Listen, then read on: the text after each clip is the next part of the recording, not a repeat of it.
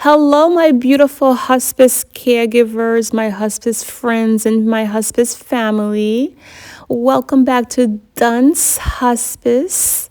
My name is Nurse Dawn, and I am your RN hospice nurse. Yes, I am. And I want to say thank you to all of my new friends, my new subscribers, my new followers. You guys are so awesome. You mean so much to me. All right. You see the title. We are going to talk about it. We are going to talk about advanced planning, all right, which is so important. As a hospice nurse since 2012, I cannot begin to tell you, my hospice family, how important it is to have an advanced planning at end of life, all right? So sit back, get your cup of tea, water, get a notepad, something to write with. We are going to talk about advanced planning. Yes, we are. All right? Stay tuned. Nurse Dawn, what is advanced planning? What's the definition? For those of you who may not know, advanced planning simply means your wishes known before a medical crisis happens. What do you want to happen to you at the end of life?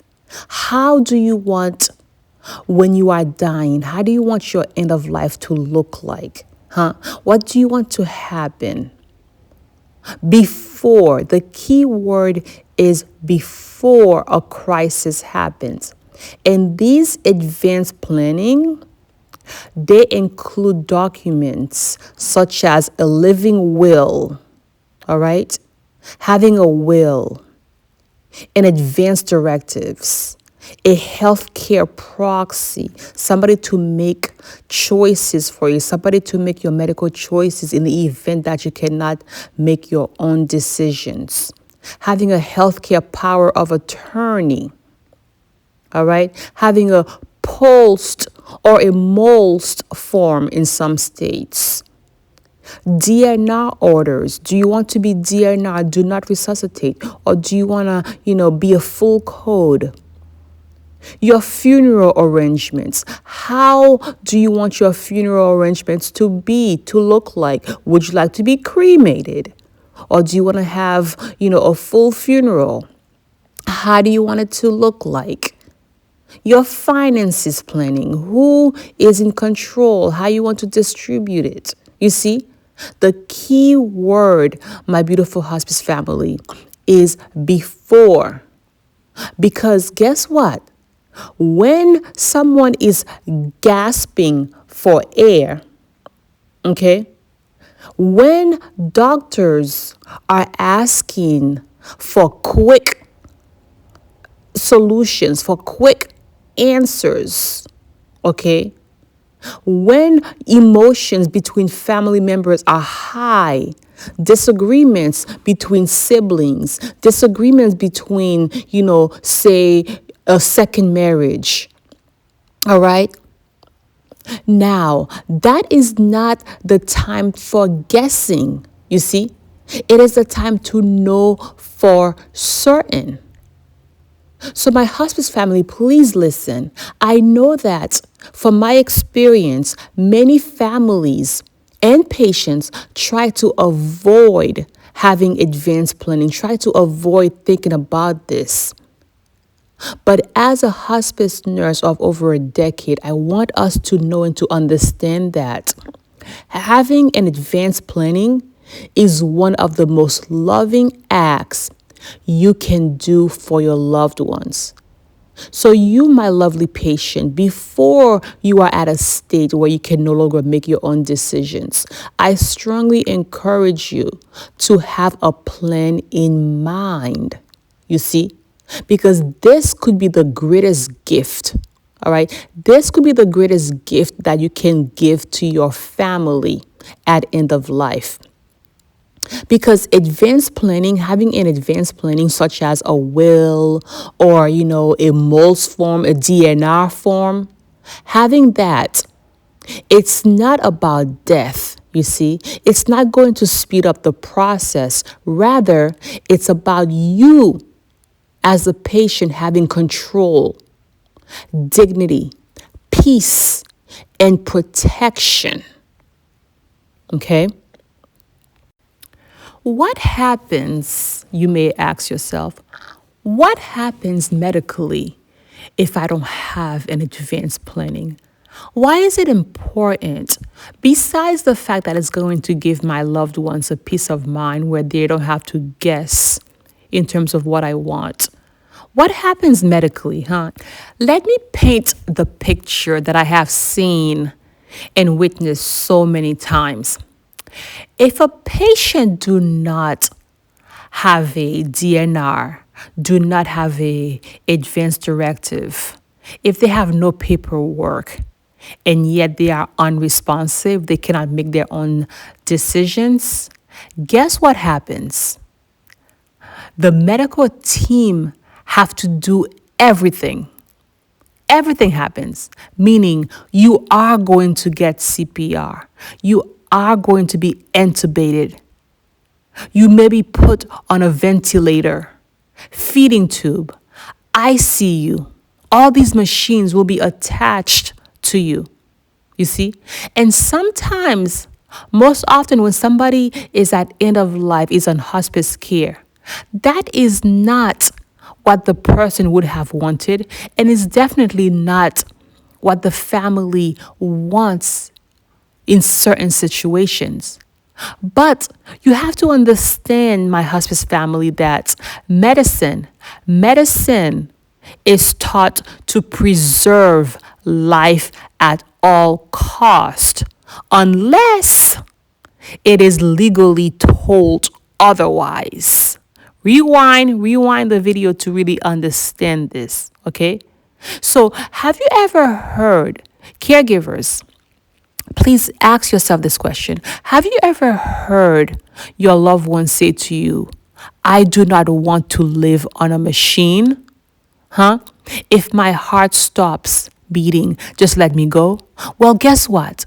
If they do not have an advanced planning, if they do not have a DNR paper already filled out before they die, they will live on a machine.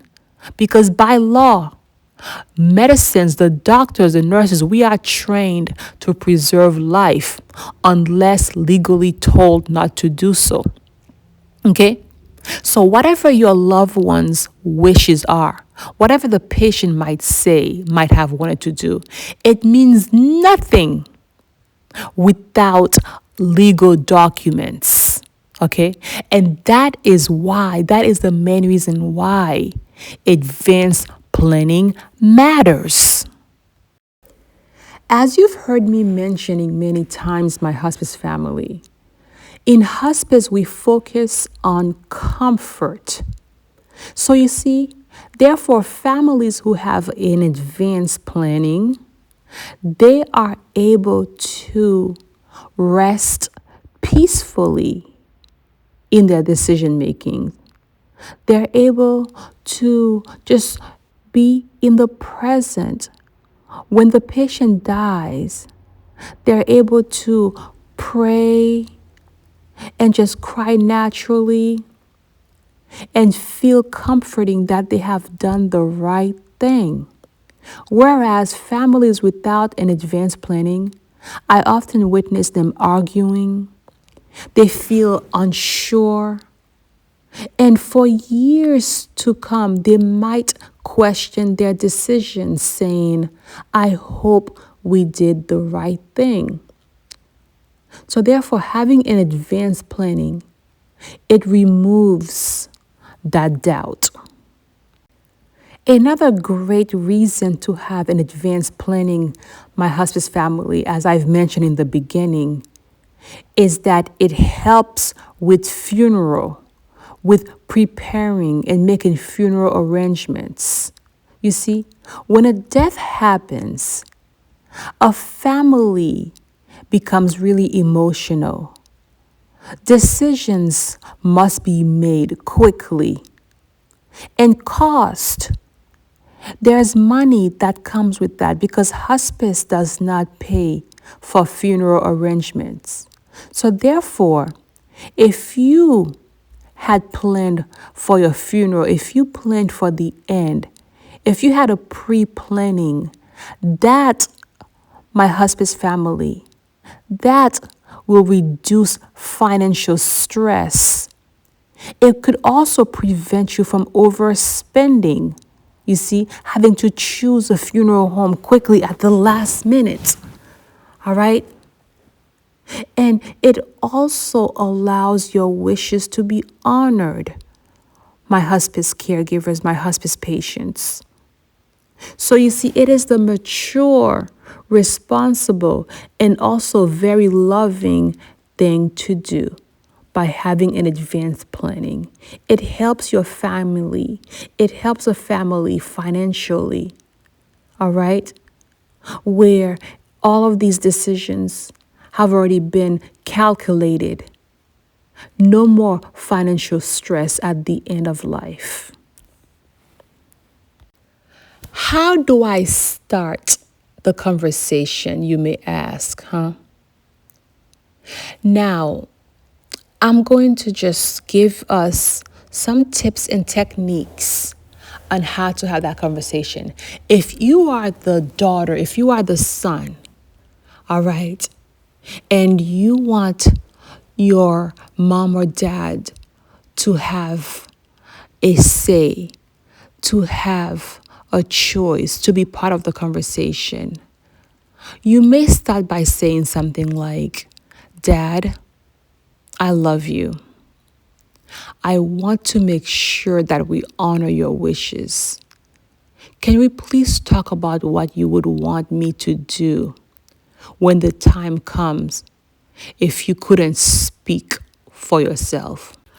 Or if you are the patient and you want to talk to your family about the end of life, about how you want your death and dying and final days to look like, on what you want to happen at the end of life, you may approach it like this. You may go up to your daughter or to your son and say, if something ever were to happen to me, I don't want you guessing.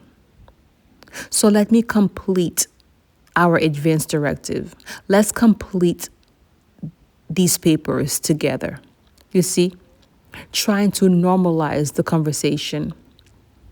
So, my hospice family, together, let's not wait for a crisis. And let's not wait until the person declines to the end, to a point where they cannot make their own decisions. Okay? And know that also you as a caregiver, you too could have an advanced planning, because healthy people, healthy adults also need advanced plannings too, because you never know what life might bring. My hospice family, please comment, share, like this video. Let me know your thoughts. I would love to hear your thoughts, because myself, as I've mentioned, I have watched families fall apart by not having an advance directive. I have also watched families heal. You see, the difference often comes down to preparation, doing the work before the end. Having an advance directive, an advance planning, it protects your voice. Okay, my lovely patients? It protects your family from trauma. It protects relationships. You see, because often the children, I see them arguing with each other. All right? People feeling guilty. Families questioning whether or not they've done the right thing.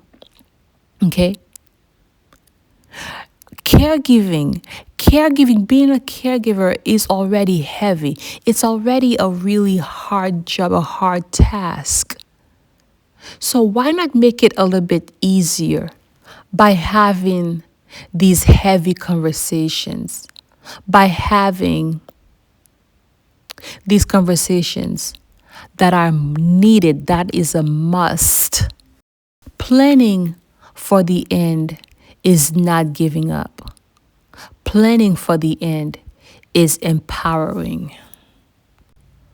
So, my hospice family, my caregivers, I have some homework for you. I have a homework for you, okay? I have 4 things I want you to check up on.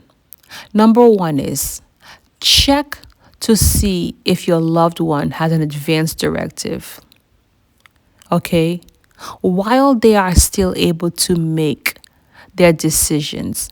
If you are the patient, while you are still able to make your own decision, check to see if you have one. If you do not have an advance directive, contact your doctor's office.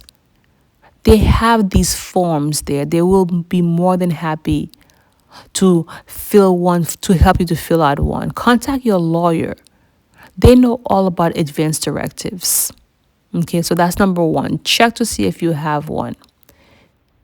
If not, download one for your state.